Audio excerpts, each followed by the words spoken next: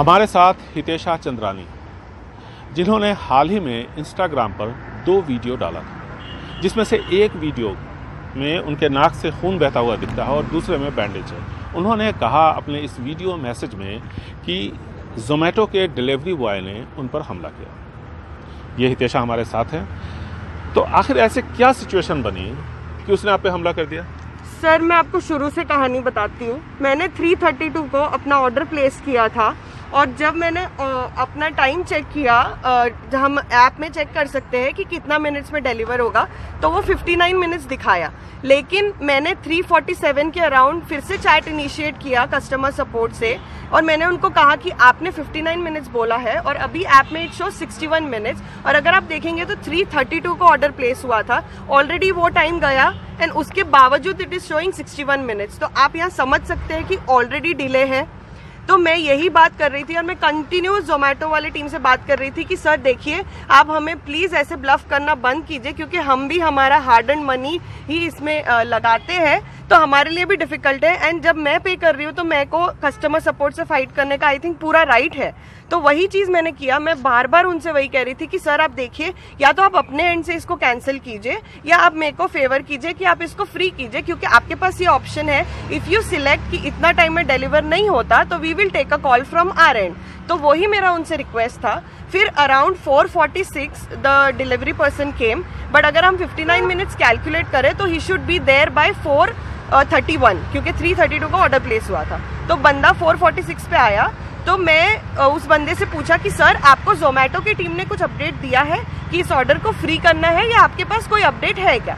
तो वो आते ही वो इतना ज़्यादा रूड था। ही वॉज लाइक, मैडम मुझे ये सब कुछ पता नहीं है, आप अपना देख लो, मेरा टाइम वेस्ट मत करो यहाँ पे, मुझे मेरा पैसा दो, मुझे यहाँ से जाना है। तो उस चीज़ को मैंने फिर सेम चीज़ मैंने 4:47 पे मैंने कस्टमर केयर को फिर से बोला कि आपका बंदा आके मुझ पे चिल्ला रहा है, विच इज़ वेरी रॉन्ग, तो आप प्लीज़ कुछ कीजिए। तो उन्होंने बोला कि मैडम आप वेट कीजिए, हम उसको कॉल कर रहे हैं। यही सेम चीज़ मैंने डिलीवरी बॉय को भी बोला कि देखो, मुझे ज़ोमैटो टीम ने ऐसा बोला है कि आप वेट कीजिए, वो आपसे बात करेंगे। तो सर आप प्लीज़ वेट कीजिए, वो आपको कॉल कर रहे हैं। वो बंदे में बिल्कुल भी पेशेंस नहीं था, उसने मेरी एक भी बात नहीं सुनी एंड वो चिल्लाने लग गया, तू बोलेगी तो मैं रुकूंगा क्या? अगर कस्टमर केयर मुझे 1 घंटे बाद कॉल करेगा तो मेरा क्या? मैं नौकर हूँ क्या तुम लोग? तो मुझे ये सब चीज़ बहुत थ्रेटनिंग लगा। मतलब मुझे समझ में नहीं आया मैं इस चीज़ पे रिएक्ट कैसे करूँ। और मेरे पास ना जो पपी को लेके भी बोल रहे, एकदम छोटा सा शिज़ू, आपको पता होगा एक टॉय ब्रीड है, बहुत छोटी है, वो 6 मंथ्स की भी नहीं है। तो उसका हैबिट है अगर दरवाज़ा खुलता है शी विल रन आउट। तो मैंने क्या किया, मैं हमेशा दरवाज़ा हाफ ओपन करती हूँ ताकि शी डजंट गो, एंड मैं ऐसा लेग रोक के रहूँगी ताकि वो जंप ना कर सके। तो मैं उसी के थ्रू उस बंदे से बात कर रही थी। बट जब उसने मुझे बोला मैं नौकर हुआ, मैं इतना डर गई, मैंने ना दरवाज़ा क्लोज करने का अपने तरफ से ट्राई किया। उस पर उसने दरवाज़ा पुश कर दिया। वो बोला तू क्या कर रही है, ये मेरा ऑर्डर या तो, और उस टाइम तक उसने मुझे ऑर्डर दिया था हाथ में, तो वो ऑर्डर ना मैंने साइड में रखा, साइड में एक छोटा सा रखने का जगह वहाँ रखा। तो उतने में उसने दरवाज़ा पुश किया, ऑर्डर वहाँ से उठाया। फर्स्ट ऑफ ऑल ये बहुत गलत चीज़ है, आप किसी भी अकेली लड़की के घर के अंदर नहीं आ सकते, जो सरासर गलत है। तो वो आया, उसने ऑर्डर पिक किया और उसके बाद में जब मेरे को लगा कि ये क्या है, ये गलत हो रहा है, तो मैंने उसको कहा सर आप ये नहीं कर सकते। तब उसने मुझे मुक्का से मारा और ये सब पूरा विदिन 2 मिनट्स के अंदर हुआ है, क्योंकि 4:49 पे मैं अभी आपको चैट दिखाऊंगी, वो स्क्रीनशॉट मैं ज़ोमैटो को भेज चुकी थी कि आपके बंदे ने ये किया। तो इसमें मैं ऐसे हो गई थी कि मेरे साथ ये क्या हुआ मैं बिल्कुल समझ नहीं पाई, सिचुएशन क्या थी। और जब उसने मुझे मारा तो मुझे था कि कोई मुझे सपोर्ट करे, तो मैं वो तब तक भाग चुका था, क्योंकि मुझे तब तक पता नहीं था मेरे नाक से खून बह रहा है। तो उसने वो चीज़ देख ली थी, तो वो डर के भागा।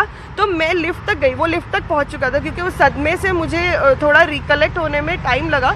तो वो लिफ्ट तक था, मैं लिफ्ट के पास गई ये बोलने के लिए कि लोगों को मैं चिल्ला रही थी कोई प्लीज़ आओ, इसने मुझे मारा है। तो मैंने उसको बोला मैं आपको जाने नहीं दूंगी, आपने मेरे साथ गलत किया है। तो उसने लिफ्ट खोला, उसने फिर से मुझे एक बार धक्का मारा और मेरे लिफ्ट के एग्जैक्ट सामने स्टेयर्स है, वो वहाँ मुझे धक्का मार के स्टेयर्स से चला गया और वो नीचे भी चिल्लाता हुआ गया था। और इस टाइम पे सिक्योरिटी नहीं था हमारे अपार्टमेंट में। क्या आपके यहाँ पर आपको क्या वहाँ पे सीसीटीवी कैमरा नहीं है? नहीं सर, सीसीटीवी कैमरा नहीं है।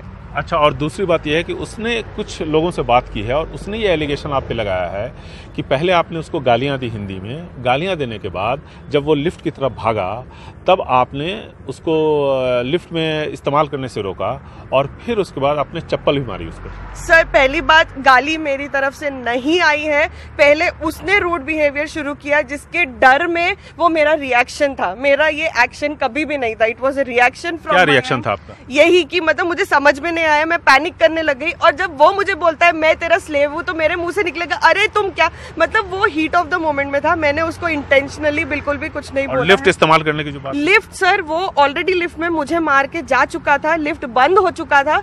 मैं जिस चिल्ला रही थी लोगों को अवेयर करने के लिए कि मेरे साथ ये हुआ है, तब मैंने लिफ्ट ओपन किया, मैंने उसको बिल्कुल भी नहीं रोका और जब उसको लगा कि लोगों को पता चल जाएगा तो उसने मुझे फिर से धक्का मारा और वो वहां से भाग गया। यानी आप कह रहे हैं कि लिफ्ट में दोबारा उसने धक्का दिया आपको? लिफ्ट खोल के, क्योंकि लिफ्ट मैंने ओपन किया तो वो क्लोज नहीं हो रहा था। इवन इफ वो ट्राई कर रहा है उसको क्लोज करना तो वो नहीं हो रहा था, तो उसको कोई ऑप्शन नहीं दिखा। और आप देख सकते हैं यहाँ पे ये मेरे को स्क्रैच है जो उसी दिन आया है मेरे हाथों पे जब उसने मुझे लिफ्ट से निकलते हुए धक्का मारा और एकदम लिफ्ट यहाँ पे है और स्टेयर्स यहाँ पे है तो वो धक्का मार के ये कर गया।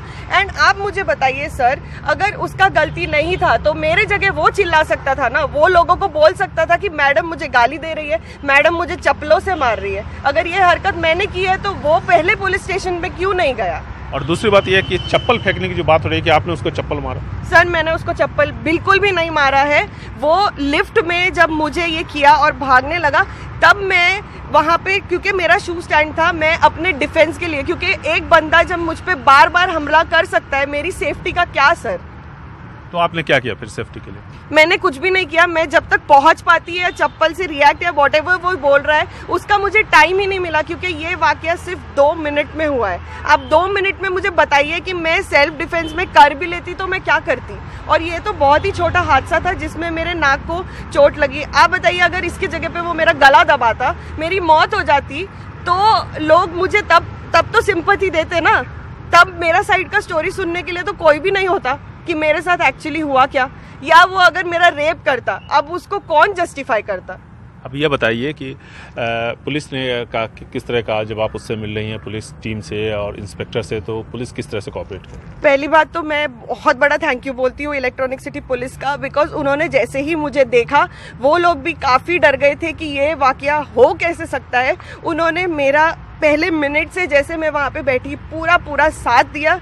Lady police and Mahesh sir, Anil sir, दोनों ने मेरे साथ फुली कोऑपरेट किया। उन्होंने मेरा पूरा स्टोरी सुना एंड उन्होंने मेरे होते हुए ही वहाँ पे उस बंदे को बुलाया एंड उससे पूरा वो लोग पूछताछ करने लगे।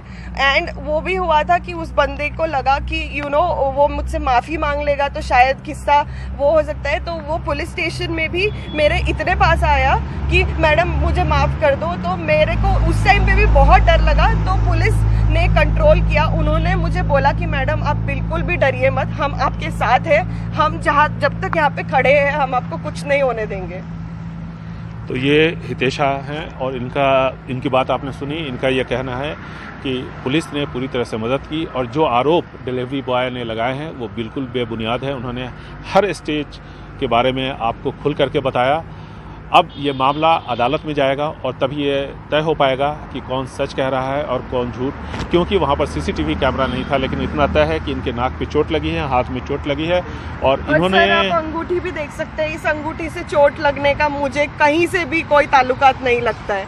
आप ध्यान से नोटिस कीजिए, इसके पूरे एजेस एकदम ब्लंट हो गए क्योंकि ये 5-6 साल पुरानी अंगूठी है। तो इससे चोट, और मैं खुद को लोगों को दिखाने के लिए मैं अपना नाक क्यों तोड़ूंगी? मैं कोई और तरीका भी यूज कर सकती थी अगर मुझे फेम या पब्लिसिटी ही पाना होता। ये भी एक पॉइंट है और पुलिस का यह कहना है कि वो अभी जब जांच पूरी हो जाएगी उसके बाद ही वो बताएंगे कि उन्होंने जांच में क्या पाया है।